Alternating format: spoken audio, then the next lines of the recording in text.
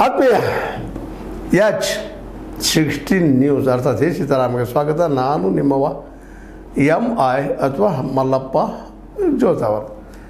ಈಗ ನೋಡಿದಿರಿ ನೀವು, ಕಾಂಗ್ರೆಸ್ ಮತ್ತು RSS ನೊಳಗೆ ತಿಕ್ಕಾಟ ನಡೀತಾ ಇದ್ದಾವೆ.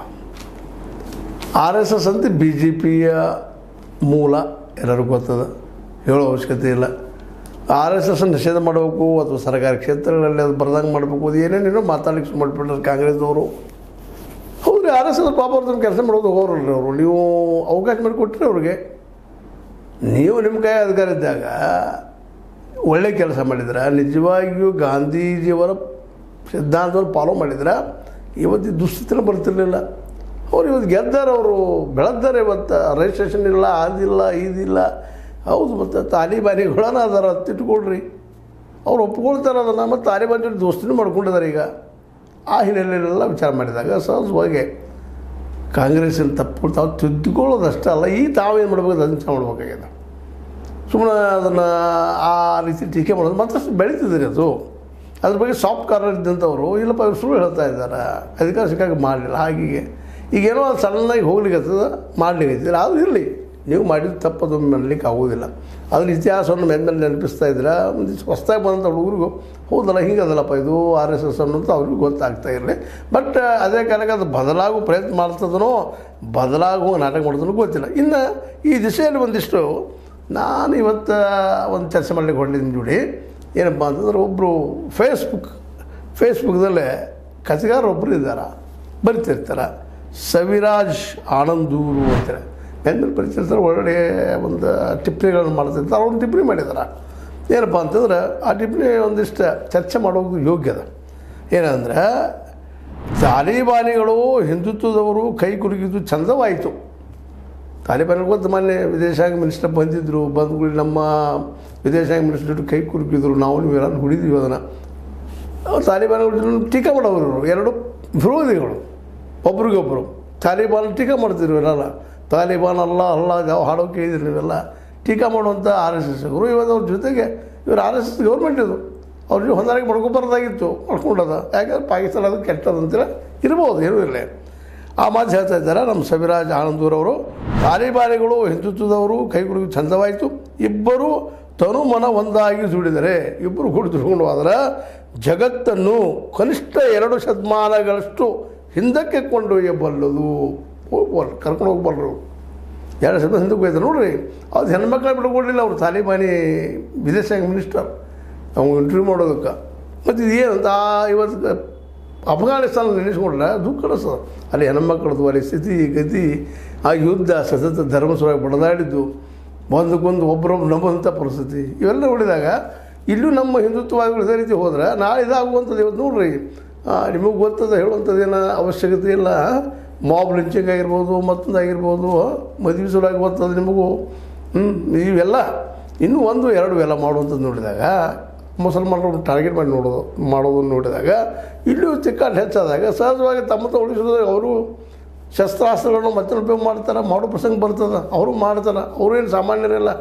ಇದು ನಡೀತದ್ರೆ ನಮ್ಮ ತಿಕ್ಕಾಟ ಅದ. ನಾವೇನು ಮುಂದೆಲ್ಲ ಹೋಗ್ತೀವಿ. ಮುಸಲ್ಮಾನ ನೋಡಿದ್ರೆ ನಾವು ಬಡ್ದಾರ್ಗೆ ನೀಡೋದು, ನಮ್ಮ ನೋಡಿ ಅವ್ರು ಬಡ್ದಾರ್ಗೆ ನೀಡೋದು. ಇದೇ ಪರಿಸ್ಥಿತಿ ಇವತ್ತು ನಿರ್ಮಾಣ ಮಾಡಲಿಕ್ಕೆ ಇಚ್ಚಿದರು. ಇಡೀ ದೇಶದ ಬುಲ್ಡೋಜರ್ ತರೋದು. ಪಾಪ ಅವ್ರು ಅತಿಕ್ರಮಣ ಮಾಡಿದ್ರೆ ಅದು ಕಾನೂನು ಪ್ರಕಾರ ಅವ್ರ ಮೇಲೆ ಆ್ಯಕ್ಷನ್ ತೊಗೊಳ್ಳಿರಿ, ಯಾರೂ ಬೇಡ ಅಂತಿಲ್ಲ. ಕಾನೂನು ಏನು ಹೇಳ್ತದೆ, ನಮ್ಮಲ್ಲಿ ಸಂವಿಧಾನದ ಅಡಿಯಲ್ಲಿ ಕಾನೂನುಗಳಿದ್ದಾವೆ, ನ್ಯಾಯಾಲಯ ಇದೆ. ಅಲ್ಲಿ ಹೋಗಿ ನ್ಯಾಯಾಲಯ ಡಿಸಿಷನ್ ಕೊಡಲದನ್ನು. ಇವತ್ತು ನಮ್ಮ ಯೋಗಿ ಆದಿತ್ಯನಾಥ್ರವರು ಸಡನ್ನಾಗಿ ಡಿಸಿಷನ್ ಹಚ್ಚಿಬಿಟ್ರೆ ಬುಲ್ಡೋಜರ್.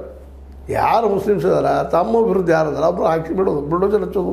ಸ್ವತಃ ಸುಪ್ರೀಂ ಕೋರ್ಟ್ ಅದಕ್ಕೆ ಹೇಳಿದ್ರು ಸಹಿತ ಕೇಳ್ತಾ ಇಲ್ಲ. ಎಲ್ಲ ಇದು ಹೋಗೋದನಪ್ಪ ಅಂತ ಇಂಥ ಪ್ರಸಂಗ ಬಂದಾಗ ನಾಳೆ ಹೊಂದಾಣಿಕೆ ಆಗಿ ಒಂದೇ ರೀತಿಯಾಗಿ ಇರೋದು ಇಲ್ಲಿ ಸಾಧ್ಯದ ದೇಶದಾಗ. ಈಗ ಆಗ್ತದೆ ಇಲ್ಲೂ ಜಗಳ ಸುಮ್ಮನೆ ಎದ್ದುಗಳು ಜಗಾಡೋದನ್ನ, ದೇಶ ದಿವಾಳಿ ಆಡುವಂಥ ಪ್ರಸಂಗನ ಈ ಕಳೆದ 11 ವರ್ಷದಿಂದ ಹೆಚ್ಚು ಕಡಿಮೆ ಅಲ್ಲೇ ಬಂದು ಹತ್ತಿದ್ವಿ ನಾವು. ಸಣ್ಣಂಗೆ ಸೋಲ್ತಾ ಇದ್ದೀವಿ.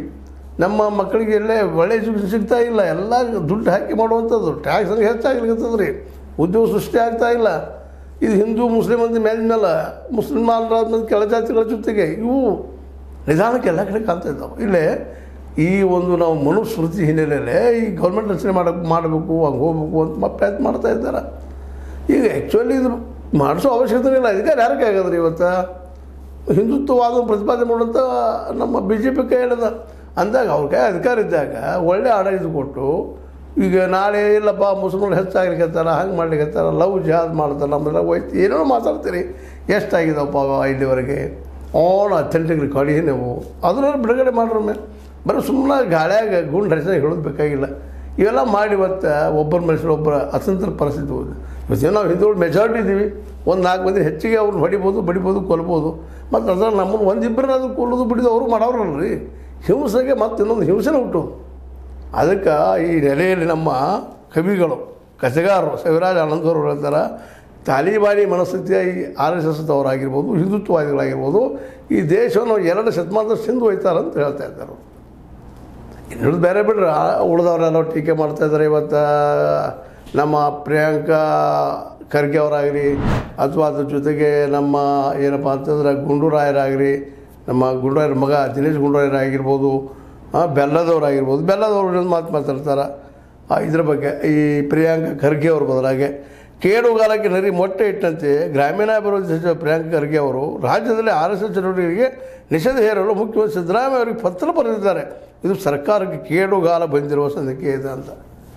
ಸರ್ಕಾರಕ್ಕೆ ಹೆಂಗೆ ಕೇಡುಗಾಲ ಬಂದರೆ ನಡೆದು ಮಾಡಿದ್ರೆ ಪತ್ರ ಬರ್ತಾರೆ ನೀವು ಅದು ಅಂದ್ರೆ ಈಗ ಅದು ಇದು ಹಿಂಗೆ ಬೆಳಗೋದು ಹೋಗುವಂಥದ್ದು ಅಂತ. ಇದ್ರ ಅರ್ಥ ಏನಪ್ಪ ಅಂತಂದ್ರೆ ನೀವು ಅವ್ರಿಗೆ ತೂತುಮೆ ಅವ್ರು ನಿಮಗೆ ತೂತುಮೆ ನಡಕ್ಕೆ ಜಗಳ ಶುರುವಾಗೆ ನಂತರದಲ್ಲಿ ಮಾಬ್ ಲಿಂಚಿಂಗು ಅವೆಲ್ಲ ಹಾಗೆ ಹಾನಿ ಆಗೋದು ಯಾರದು ಉದ್ಯೋಗ ಹಾಳಾಗುವು ಯಾರು ಈ ಉದ್ಯೋಗ ಇಲ್ಲ ನಮ್ಮಲ್ಲಿ ದೇಶದಲ್ಲೇ ಈ ಎಲ್ಲ ನೆಲೆಯಲ್ಲಿ ಇವತ್ತು ಚಿಂತನೆ ಮಾಡಬೇಕಾಗಿದೆ. ಆ ದಿಶೆಯಲ್ಲೇ ಸವಿರಾಜ್ ಆನಂದೂರವರು ಒಂದೇನು ಟಿಪ್ಪಣಿ ಮಾಡಿದ್ದಾರೆ ಅದನ್ನು ನಾವು ವಿಚಾರ ಮಾಡುವಂಥ ವಿಷಯ ಆಗಿದೆ. ಯಾಕಂದ್ರೆ ಬರೀ ಕೈ ಕುಲುಗುದಿಗೆ ಅಂತ ತಾಲಿಬಾನಿಗಳು ಬರಲಿಕ್ಕೆ ಶುರು ಮಾಡಿದ್ರು ಅಂತ ಇಟ್ಕೊಳ್ರಿ ಬೇಡ ಒಂದೇ ಮನಸ್ಥಿತಿ ಅವರು ಅಂದ್ರೆ ನಮ್ಮ ಧರ್ಮಶ್ರೇಷ್ಠ ಉಳಿದ ಕನಿಷ್ಠ ಉಳಿದವರೆಲ್ಲ ಇಲ್ಲೇನು ಅವಶ್ಯಕತೆ ಇಲ್ಲ. ಇಲ್ಲಿ ಜಾತ್ಯತೀತ ಒಂದು ಏನು ನಮ್ದು ಮಾಡಿದ್ದದ ಅದಕ್ಕೆ ಶೆಡೋ ಏನಪ್ಪ ಅಂತಂದು ಸೆಕ್ಯುಲರಿಸಮ್ ಕರಿತೀವಿ ಮತ್ತೂ ಕರಿತಾರೆ ಅವರು. ಆದರೆ ಒಂದು ಮಾತು ಸತ್ಯದ ಏನಪ್ಪ ಅಂದ್ರೆ ನಾವು ಕೂಡಿ ಹೋಗಬೇಕಾಗಿದೆ. ಜಗಳಾಡೋದ್ರಲ್ಲಿ ಏನೂ ಅರ್ಥಿಲ್ಲ. ಜಗಳಾಡೋದ್ರಿಂದ ಹಿಂಸೆ ಶುರು ಆಗ್ತಾವೆ. ಹಿಂಸೆಯಿಂದ ಈ ಬದುಕು ನರಕ್ಕೆ ಆಗ್ತದೆ ಅನ್ನೋದು 2 ಮಾತಿಲ್ಲ. ಒಂದು ಕುಟುಂಬದ ದುಡಿಯೋ ವ್ಯಕ್ತಿನ ಹೋಗಿಬಿಟ್ಟಪ್ಪ ಅಂದ್ರೆ ಆ ವ್ಯಕ್ತಿ ಆ ಕುಟುಂಬದ ಬದುಕ್ಸವ್ರು ಯಾರು ಅದು ಹಿಂದೂಗಳಲ್ಲೇ ಆಗಿರ್ಬೋದು ಮುಸಲ್ಮಾನರಲ್ಲೇ ಆಗಿರ್ಬೋದು. ಬಟ್ ಎತ್ತುಗಳೇ ಈ ಜಗಳ ಹಚ್ಚುವಂಥದ್ದು ಜಗಳ ಮಾಡುವಂಥದ್ದು ಮಾನಸಿಕ ನೆಮ್ಮದಿ ಇಲ್ಲದಂಥ ಒಂದು ವ್ಯವಸ್ಥೆಯನ್ನು ಮಾಡೋದ್ರಲ್ಲೇ ತಾಲಿಬಾನಿಗಳು ಮತ್ತು ಹಿಂದುತ್ವವಾದಿಗಳು ಇಬ್ಬರು ಸಮಾನರು ಅನ್ನೋದು ನಮ್ಮ ಸವಿರಾಜ ಆನಂದೂರವರ ಅಭಿಪ್ರಾಯ. ಅದು ಸರಿ ರೀತಿಯೋ ತಪ್ಪದು ನೀವು ಡಿಸ್ಕಷನ್ ಮಾಡಿರಿ, ನಿಮ್ಗೆ ಅನಿಸಿದ್ದನ್ನು ಹೇಳ್ರಿ. ಆದರೆ ಈ ಕಥೆಗಾರ ಮಾತ್ರ ಸ್ಪಷ್ಟವಾಗಿ ಹೇಳ್ತಾ ಇದ್ದಾನೆ ನಾವು ಈ ರೀತಿ ಹೋದ್ವಿ ಅಂದ್ರೆ ತಾಲಿಬಾನಿ ವಿಚಾರದಲ್ಲಿ ಹೋದ್ವಿ ಅಂದ್ರೆ ಅವ್ರು ಇಸ್ಲಾಮ ಶ್ರೇಷ್ಠ ಅಂದರು ನಾವು ನಮ್ಮ ಹಿಂದುತ್ವ ಶ್ರೇಷ್ಠ ಅಂತ ಹೋದ್ವಪ್ಪ ಅಂದ್ರೆ ಮುಂದಿನ ದಿನಗಳಲ್ಲಿ ನಾವು ಇದ್ದಂಥವ್ರು ಜಗತ್ತಿನ ಅಭಿವೃದ್ಧಿ ದೇಶನೇ ಆಗೋದಿಲ್ಲ. ನಾವು 2 ಶತಮಾನದಷ್ಟು ಹಿಂದೆ ಹೋಗ್ತೀವಿ. ಇವತ್ತು ಅಫ್ಘಾನ್ ಪರಿಸ್ಥಿತಿ ಏನಾದ್ರು ನೋಡ್ರಿ ಅದೇ ಕಾರಣಕ್ಕೆ ನಮ್ಮ ಪಾಕಿಸ್ತಾನ ಪರಿಸ್ಥಿತಿ ಏನಾದ್ರು ನೋಡ್ರಿ ಎರಡು ನೋಡಿದಾಗ ಗೊತ್ತಾಗ್ತದೆ. ಒಂದು ಧರ್ಮದ ನೆಲೆಗಟ್ಟಿನ ಮೇಲೆ ದೇಶ ಕಟ್ಟಿದ್ರೆ ಏನಾಗಬಹುದು ಅನ್ನೋದಕ್ಕೆ ಅವೆರಡೂ ಸಾಕ್ಷಿ ಅದಾವ ಅನ್ನೋದು ಇವರ ಅಭಿಪ್ರಾಯ. ಇದು ನಿಮ್ಗೇನು ಅನಿಸ್ತದ? ತಪ್ಪು ಹೇಳ್ತಾರೆ ಇವರು ಸವಿರಾಜ್ ಆನಂದೂರವರು ಅಥವಾ ಇನ್ನುಳಿದವರು ತಪ್ಪು ಹೇಳ್ತಾ ಇದ್ದಾರೆ. ಅದರಲ್ಲೂ ಮುಖ್ಯವಾಗಿ ಇವ್ರು ಕಥೆಗಾರ ಅವರು ನಿರ್ಲಿಪ್ತ ವ್ಯಕ್ತಿ. ಯಾಕೆ ನಾನು ಒಮ್ಮೆ ನಡಕ್ಕೆ ಇಂಥ ತರ್ತಾ ಇದ್ದೇನೆಂದ್ರೆ ಜನಸಾಮಾನ್ಯರು ಕಥೆಗಾರರು ಏನು ಚಿಂತನೆ ಮಾಡ್ತಾರೆ ಅನ್ನೋದು ನಮ್ಮ ನೋಡುಗರಿಗೆ ವೀಕ್ಷಕರಿಗೆ ಗೊತ್ತಾಗಲಿ, ಹೊಸ ವಿಚಾರ ಬರಲಿ ಅಂತೇಳಿ ಆ ದಿಶೆಯಲ್ಲೇ ಉಳಿದ ರಾಜಕಾರಣಿಗಳ ಹೆಸರು ತರಲಾರದ ಕೇವಲ ಸವಿರಾಜ ಆನಂದೂರ್ ಅನ್ನುವಂಥ ವ್ಯಕ್ತಿ ಹೇಳಿದಂಥ ಮಾತನ್ನು ಉಳಿದವ್ರು ಅಂದಿದ್ದು ಹೇಳಿದ್ದೀನಿ. ಆ ಮಾತು ಬೇರೆ ಬಟ್ ಇದ್ರ ಮೇಲೆ ಅನಾಲಿಸಿಸ್ ಮಾಡ್ತಾಯಿದ್ದೀನಿ. ಜನಸಾಮಾನ್ಯ ಮನಸ್ಸು ಹಿಂಗದ ನೋಡ್ರಿ. ಇದಕ್ಕೆ BJPಗರು RSSಗರು ಅಥವಾ ಹಿಂದುತ್ವವಾದಿಗಳು ಯಾವ ರೀತಿ ಚಿಂತನೆ ಮಾಡ್ತಾರೆ, ಕಾಂಗ್ರೆಸ್ಸಿಗರು ಯಾವ ರೀತಿ ಚಿಂತನೆ ಮಾಡ್ತಾರೆ, ಕೇವಲ ನಿಷೇಧ ಹೇರಿದರೆ ಅದು ಇನ್ನಷ್ಟು ಬೆಳೀತದೆ ವಿನಃ ನಾಶ ಆಗುವುದಿಲ್ಲ ಅನ್ನೋಂಥ ಸತ್ಯವನ್ನು ಈಗ ನಾವು ವಿಚಾರಿಸ್ಬಿಡೋದ್ರಿಂದ ಉಳಿದೀವಿ. ಮತ್ತು ಅದು ಮಾಡೋದು ಕೊಡ್ರೆ ಮತ್ತು ಇನ್ನೂ ಸುಮ್ಮನೆ ಗದ್ದಲ ಮತ್ತು ರೆಬ್ಬಿಸಿದಂಗೆ ಅಷ್ಟೇ. ಅದಕ್ಕಿಂತಲೂ ಗಾಂಧೀಜಿಯವರು ಕಟ್ಟಿದಂತಹ ಒಂದು ಆರ್ಥಿಕ ವ್ಯವಸ್ಥೆ ಕಟ್ಟುವ ಕಡೆಗೆ ಲಕ್ಷ್ಯ ಹರಿಸಿದ್ರು ಯೋಗ್ಯ. ಆ ದಿಶೆಯಲ್ಲಿ ಪ್ರಿಯಾಂಕಾ ಖರ್ಗೆ ಆಗಿರ್ಬೋದು, ಸಿದ್ದರಾಮಯ್ಯನವರಾಗಿರ್ಬೋದು, ಇನ್ನುಳಿದ ಕಾಂಗ್ರೆಸ್ ಲೀಡರ್ ಆಗುವುದು ಚಿಂತನೆ ಮಾಡೋದು ಭಾಳ ಯೋಗ್ಯ ಅಂತ ಹೇಳ್ತಾ ಅದ್ರ ಜೊತೆಗೆ ಇವತ್ತು ರಾಹುಲ್ ಗಾಂಧಿ ಅಂತ ಒಬ್ಬ ಒಳ್ಳೆಯ ನಾಯಕರು ಸಿಕ್ಕಿದ್ದಾರೆ ನಿಮಗೆ. ಇದನ್ನು ಗಾಂಧಿಯ ಅರ್ಥವ್ಯವಸ್ಥೆಯನ್ನು ಮರುಕಟ್ಟು ಕೆಲಸ ಮಾಡಿರಿ ಅಂತ ಮತ್ತೊಮ್ಮೆ ಹೇಳ್ತಾ ಇದು ನಿಮಗೆ ಲೈಕ್ ಆಗಿರ್ಬೋದು. ಅದನ್ನು ಲೈಕ್ ಮಾಡಿರಿ, ಶೇರ್ ಮಾಡಿರಿ, ಕಾಮೆಂಟ್ ಮಾಡಿರಿ, ಜೊತೆ ಸಬ್ಸ್ಕ್ರೈಬ್ ನಿಲ್ಲಿಸಬೇಡ್ರಿ. 60 ನ್ಯೂಸ್ ಅರ್ಥಾತ್ ಸಿದ್ದರಾಮಯ್ಯ ಸತ್ಯಕ್ಕಾಗಿ ವಂದನೆಗಳು.